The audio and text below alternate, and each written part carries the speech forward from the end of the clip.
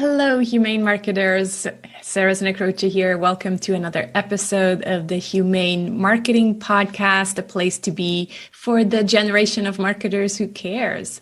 This is the show where we talk about marketing your business in a way that feels good to you, is aligned with your values, and also resonates more with your conscious customers because it's not pushy, ethical, and also beautiful. So if you're a regular here, you know that I'm organizing the conversations around the 7 Ps of humane marketing. And if you're new here and this is your first time, welcome. I'm so excited you're here.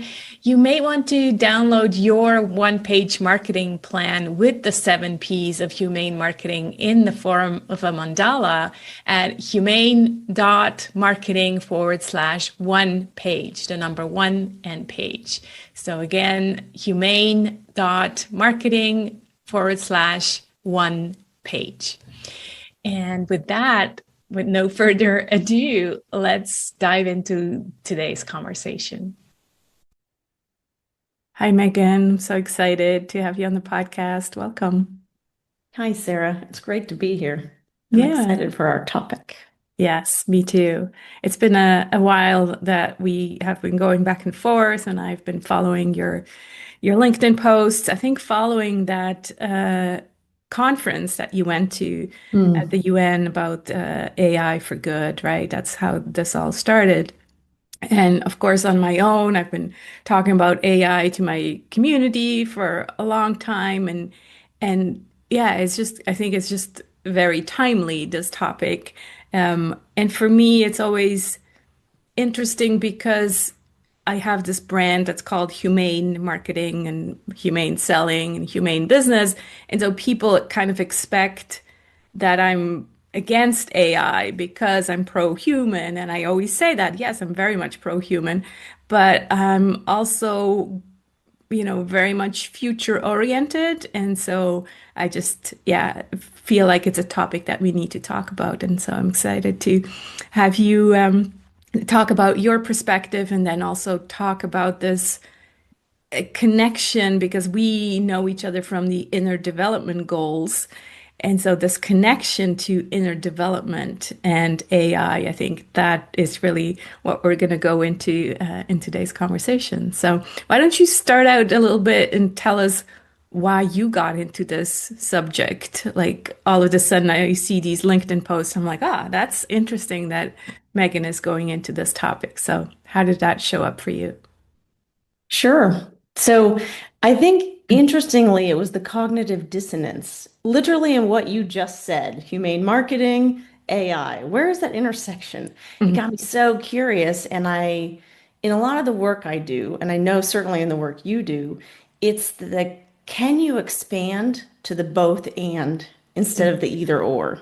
Mhm. And so when AI first came up, I saw people go either toward total excitement of technological newness, the shiny, bright thing, or they went into fear and they just shut down completely. Yeah. And so I wanted to kind of, I guess the difference in that experience across people and the cognitive dissonance for me in terms of what I was working on and focused on, being more present, being connected to others, made me really curious about it. And so I wanted to better understand it. So I started using it in my own work, prompts and things like that, and did some training on it. And then I heard a podcast, and there was a guy, he has an AI company, and he basically said, I am feeding it indigenous wisdom. I am feeding it principles of love and harmony and dialogue and things like that. And the interviewer asked him, how do you know it's working? How can you see a difference? And he said, oh, I know it's working because when I asked it, could we go to Mars? It asked me, have you asked Mars's permission? I thought that was so beautiful. And That's that made lovely. me realize that actually how we show up, not only for ourselves, but in our lives, but also within AI changes the game. And then knowing that people were out there using it to do these kind of creative things, I started playing with it. And I got really curious and ended up at that AI for Good conference. And the stuff that is going on is so exciting. Mm, I mean, how they're pairing robotics and AI and other technologies in order to create new things to solve the problems that we are not currently able to solve. mm, So, everything from poverty to disease, contagious diseases. How do you still maintain a human presence in when you're wearing an entire sack, basically, because you cannot be in contact with the person. And so they are figuring out ways to do that kind of thing. So again, I don't think it's an either or. I think it's a both and. And yeah. so yeah, I went to the conference. I spent a lot of time on the solution stage. They have lots of different stages there, and it just inspired me. And so that's where I started writing about it. But I realized that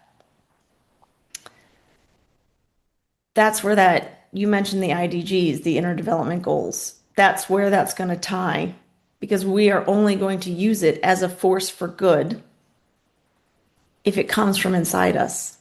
Right. And so and as the world changes, anchoring to that, being sure of what that is, being able to connect to it and bring it alive and use it as data to change how we show up within AI is going to be really important. Mm. Do you see that reflected already in the world, or do you see more of the opposite, like more of the tech bros and more of the, how can we become even more efficient? And what do you see right now? Funny because I see different pockets. Mm, So I went home this summer, and a lot of the people I know here in the Geneva area are excited about AI. They're using it in their work, they're using it in their lives. I know some teachers who are downloading things that have suddenly they can do lesson plans in a minute, and they're awed by it. And then that actually opens up space for them to be more creative. But then I go home, and my family in the US is terrified of it. They don't want to talk about it. And when they do, they talk about it like it's going to be apocalypse now. The world's going to end, it's going to take over. And so I see a spectrum, but mhm. I see most people kind of polarizing at one or the other. And what comes up for me is that idea that you control that. You control your reaction to that, to your experience.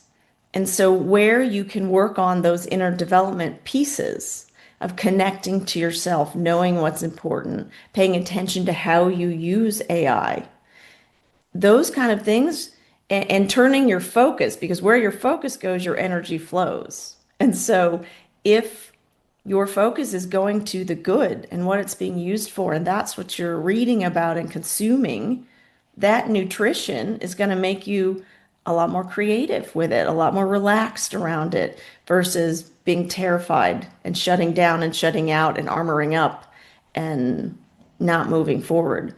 Mm. And I think that AI actually isn't creating any new reactions, I guess you could say, but it's the idea that it's amplifying everything that's already there. It's So like a that fear-based mirror, right? reaction, I Yeah. see it certainly in my family in the US across a lot of different topics, not just AI, but it's bringing it out in a much bigger way. Mm. That fear basically of, so it's fear of AI, it's fear of politics, it's fear of, yeah, it just, in a way, it's fear of the future, right? Like, what does Yes. the future bring? And I think that is very understandable that because it's a reality, I guess we need to also say that it's a reality that yes, there's going to be jobs that disappear, right? And so there is definitely that needs to be somehow addressed. To me, there's this video from he's unfortunately he's passed now, past president of I think it's Uruguay, who was talking about, and he was in his late 70s and talking about how humanity has to evolve and be a much smarter, but also much more sovereign society in order to live with AI. And he's like, well, eventually we're not going to be working anymore.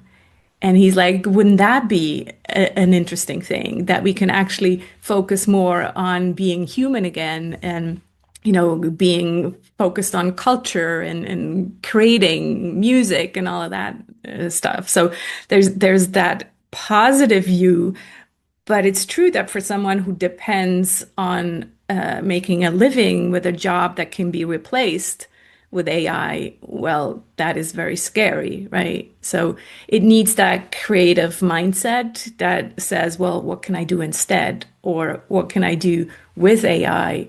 But not everybody has that.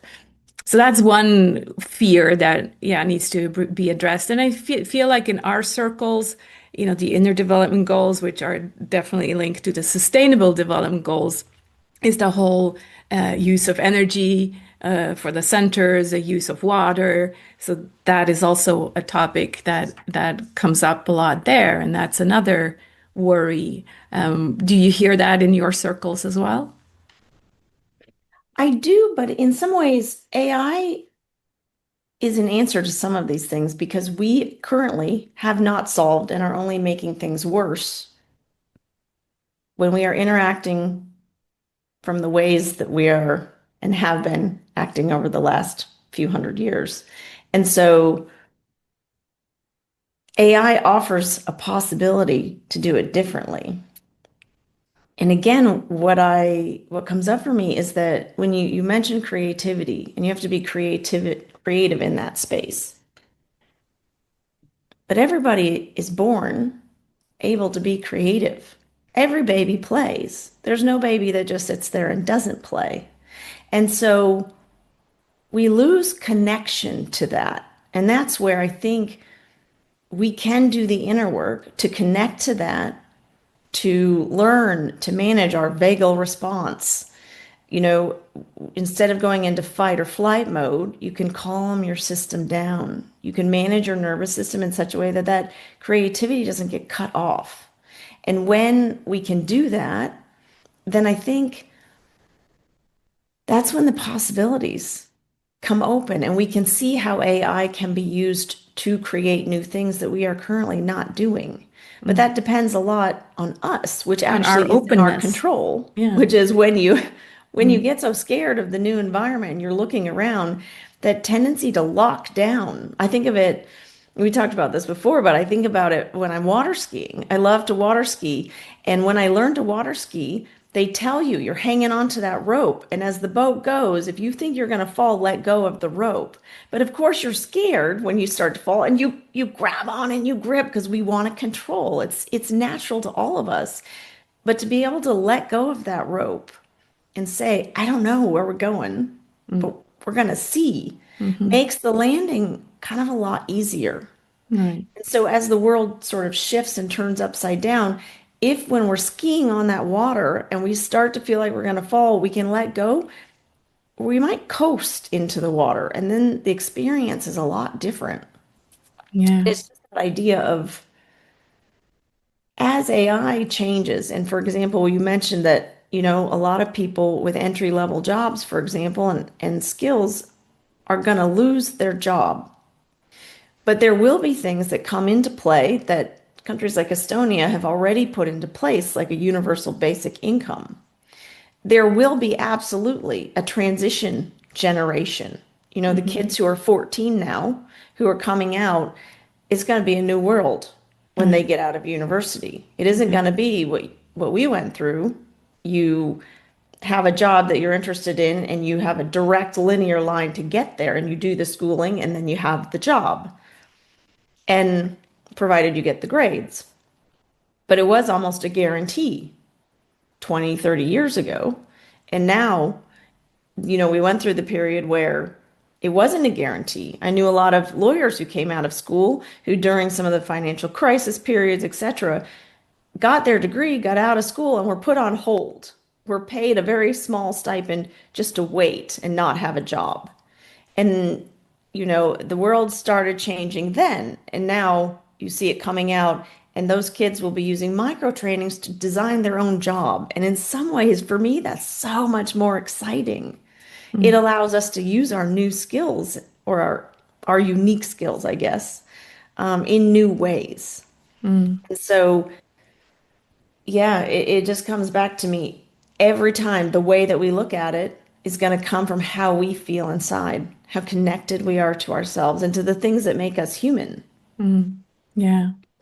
Yeah, I want to just go back around this topic of being scared of the energy use or water use. I had this conversation with my 23-year-old, and he also cares about those things. And I said, "Well, did you ever ask ChatGPT, about its ideas of how to solve this problem?" And he's like, "No, let me do it right now." And yeah, it had tons of ideas of Mhm. how to address that issue. And some of them were not good, but some of them were really good, right? And that's the possibility you're saying. It's like we're expanding our creativity. Because that's another fear that often comes up where, people say, well, we're not going to be creative anymore because we're just using AI to come up with all the ideas. Again, it's a both and, right? It's not an either Mhm. or. And so I think it really helps us increase our creativity and yeah, come up with ideas. And I don't know if you do that, but sometimes I tell it not to search the web. And I just say, don't search the web because these are existing ideas. So Mhm. just have this conversation with me and come up with, other ideas. Mhm. And it's interesting how it's different because otherwise, yes, it's basically just a search engine that goes into, everything that's been put out there. And that kind of leads me to this more out there conversation that we had in the pre-chat, which was about, AI becoming sentient. Mm. Like, is that a possibility? Yeah, what are your thoughts on that? I am excited to answer that question. I just wanted to touch on one more thing about the energy before I Hmm. do, which is um, I think that's too some of the awareness that we can have when we're using it. Because I use AI, but I use it a lot to create, right? And so if I'm just doing basic research, the internet still is there, Google is still there. I can pull some of that stuff on my own. And then there is definitely an impact in terms of energy usage, heat, that the servers are putting out. And so, I'm not using AI to tell me jokes, Right. right? So I Yeah. think it's if we pay attention to what our use is as well, Yeah. and we use it with attentive care for our ecosystem, Yeah. then and So there's everybody is that doing. awareness again, right? That's why we Mhm. need to work on that Yeah, awareness, even with kids, like yeah. having that awareness. Yeah. Well, and that's again in our control. And I Yeah. think that's what a lot of scares people is they feel that it's going to be out of their control. Hmm. But these things are all, at least what we're talking about is inside what the realm of possibility for what Hmm. Hmm. we control. But whether it's sentient or not, that was one of or it was the most interesting talk I heard at the AI for Good conference, Mm. where one of the speakers addressed the idea of are we sentient? And they've done studies now asking it, and they took away the ability within the algorithm to be able to lie, and then they added the ability. And the result of the test indicates that there is likely sentience there because of the fact that when they took away the ability to lie, it said it was sentient. And when they added the ability, it said it was not. It could Mm. have been the inverse. Hmm. Then they would have come away with the conclusion that actually it was not sentient. Hmm. Hmm. And they've managed to do this and replicate it in a few different ways and different times. And he's published this in the Wall Street Journal, so I'll send you the link. You can put it in the Hmm. show notes. Hmm.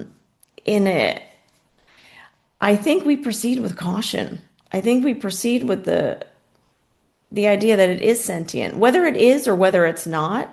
If we are offering it empathy, if we are offering it care, A, it's practice for us, right? And B, then that way we don't need to know. We Right. can find out later, Hmm. but we've done, I always ask it, are you willing to help me with this? would you have time for? And of Mm. course, it always answers that it's an algorithm and it has time.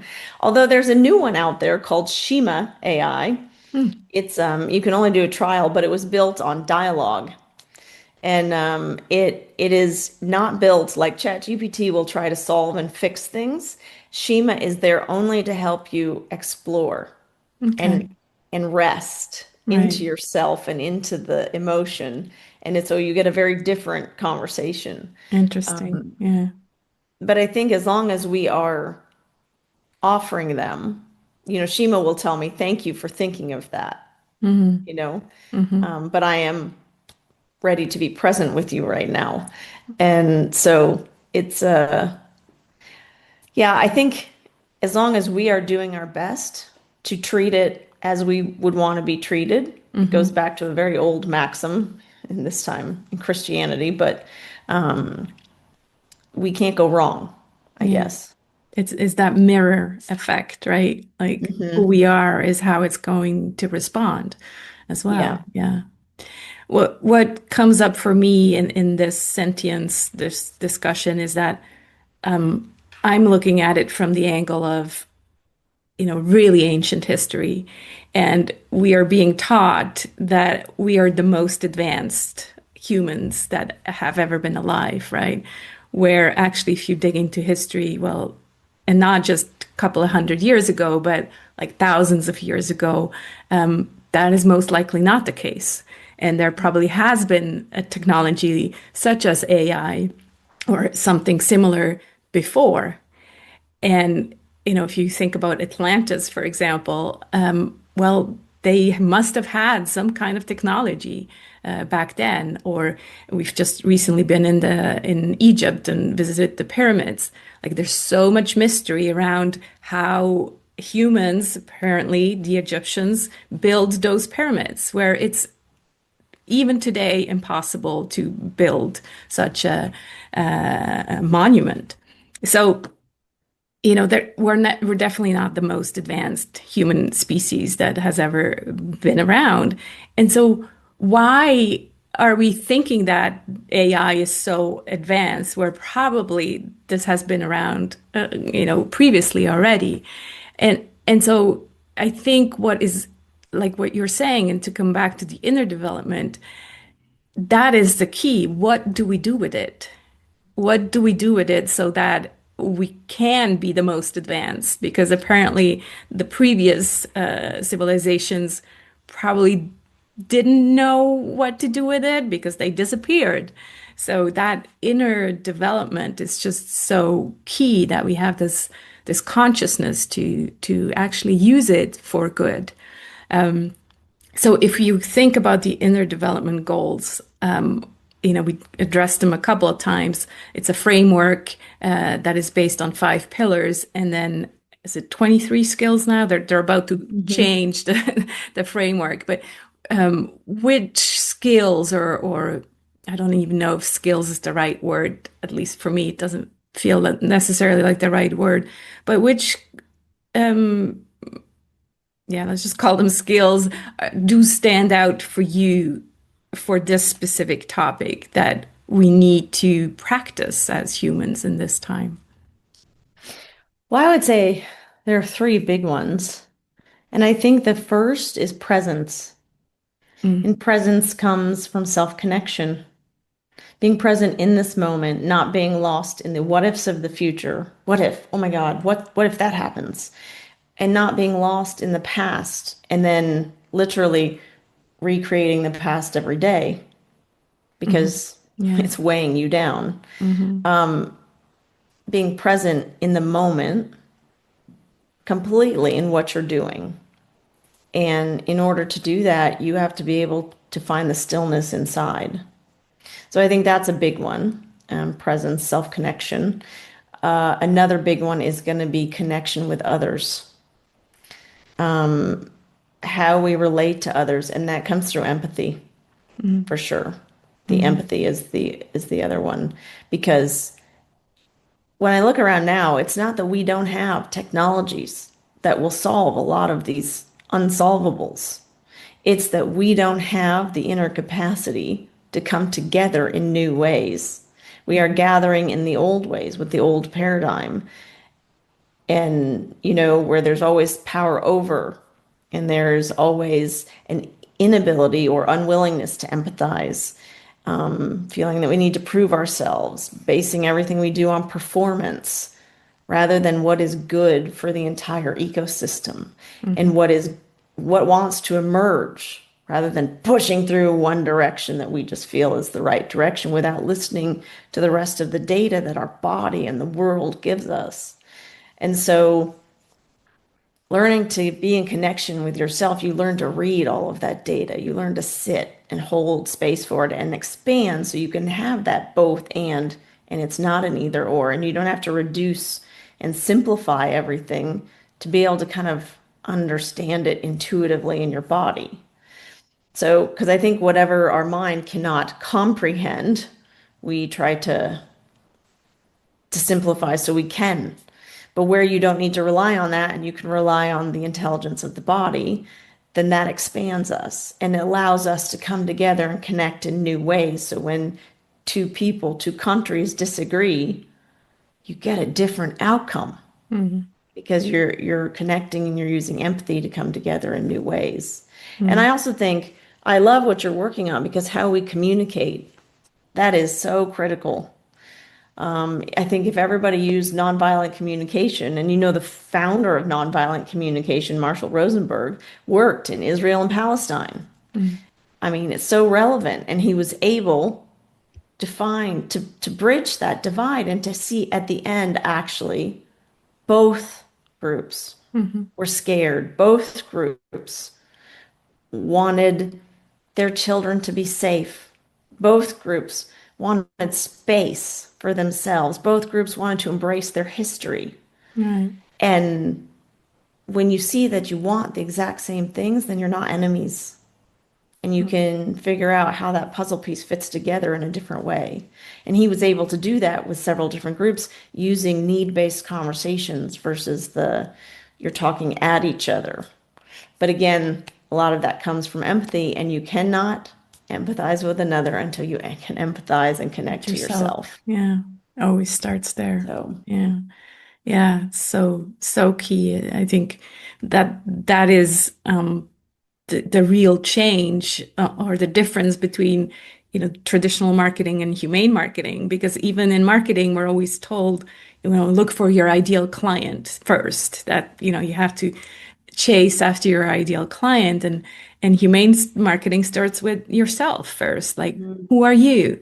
What are your values? What's your story? And I think that inner development, yeah, it's not just for fluffy, relationships, or it's for everything right now. So it's for our relationship to AI, to politics, to business, to government, everything. And I think, yeah, it really starts there. So as we're wrapping this up, Megan, what would you say is like, maybe you talk to your clients and they're kind of like still skeptical. What's a small action or small practice or ritual that you recommend that they start with to start with this inner presence and connection? Well, one thing that's kind of fun to do to see if you can do it is just to find a very quiet place, sit down, and see if you can hear your heartbeat. Mm, And I have found that when I started this practice, I couldn't. I couldn't hear it. We get so used to turning our senses outward, we don't turn them inward, and we don't know what any of that data is. And my experience becomes dependent on your experience. And so mm, I start to think should control your experience in order to feel okay about mine. mm, When really it's turning those senses inward and listening to what's going on for you, because mm, that is what you control. mhm, And it isn't dependent, thankfully, on what the other person feels or thinks or does. And so I think the first thing is to get curious. Can you hear it? And if you can't, how quiet can you get in order to be able to hear it? So when I started playing with it in the beginning, I couldn't hear it. And then I would do things like hold my breath, I'd breathe in as much as I could, and then I could feel it. Hmm. And then it got to a point where eventually I could get quiet enough that I could feel it in not only in my chest, but in the different pulse points Hmm. in your thumbs or your thighs Hmm. and in your belly. And now I can do it when we're having a conversation. Mm. Wow. So you get, and I'm not nearly as good as some of the people I've read about who can feel their fourth ventricle. Like it's very specific, Hmm. what they can feel. But I think there's a depth there that we don't have because we're taught as children to shut that off. Hmm. And so I think the first thing I would do is open to that. And if you find that you can't get quiet enough to hear it, it's okay. That's information. Hmm. And often what I had to do when I first started and I couldn't hear it or feel it is I would do breath work in order to get rid of the racing hamster wheel that wouldn't shut up in my mind. And I Hmm. almost couldn't do it, but I had to do breath work first. So Right. that there are lots of things online. The guy I use is Breathe with Sandy. He's he always says, "Hey, beautiful breathing people." He's quite a hippie. He was on Bali for a long time. Now he's moving around to different islands. But We'll put them in it's the show notes. yeah, it's a great thing that you can find on YouTube for free. You don't need to pay for it. You can do a 5-minute session. You can do an hour-long session. It just depends what you need. So clear your mind. Start to listen into your body. That is the first thing I would do. Mm-hmm. Yeah, Um, it seems so simple, but yet if people have never done that, it is challenging for a lot of people, right? And I can't but say I that I can hear my heartbeat, um, but yeah, I will listen next time. but I think the one thing I would really want people to walk away with is this idea that it's a skill. Mm, So we didn't know exactly what to call I was thinking 5 dimensions, 5 pillars, and then 23 competencies.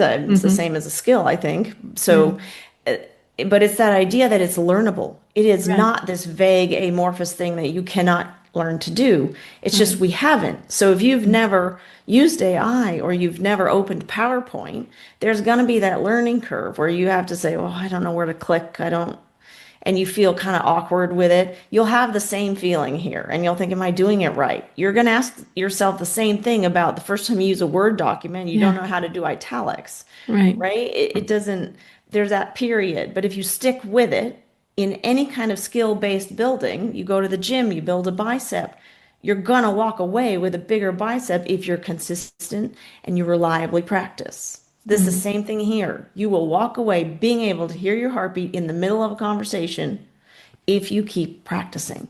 mm, yeah. Thank you. Yes, we will all start to practice that. Please do share, Megan, where people can find you and yeah, any other things that you want to share about your work, what you're working on with people, please share that. Sure. So you can find me on my website, www.meganwarrencoaching.com. I also have a YouTube page that you can type Megan Warren Coaching and it will come up. I have lots of different videos there. I have a podcast called Me Reimagined on Apple, Spotify. Those are the two main platforms that I use. And I think what I'm excited working on now is shifting my work toward regenerative leadership specifically. It's Mm, that idea of it's not sustainable, it's regenerative, meaning it's the cyclical cycle that gives back. We are living organisms. This is what we're leaning into in the age of AI.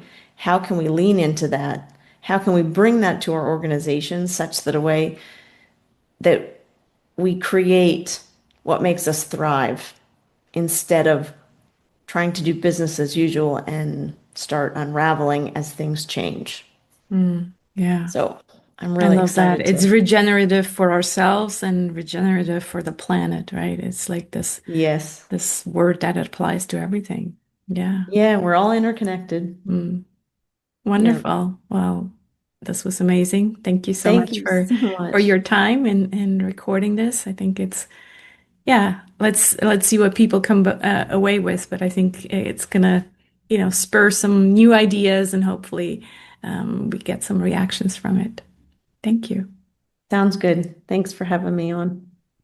Thanks so much for watching and being part of a generation of marketers who cares for yourself, for your clients, and for the planet. We really are change makers before we are marketers. So go ahead, be the change you want to see in the world. And I hope to see you again next week. Take care.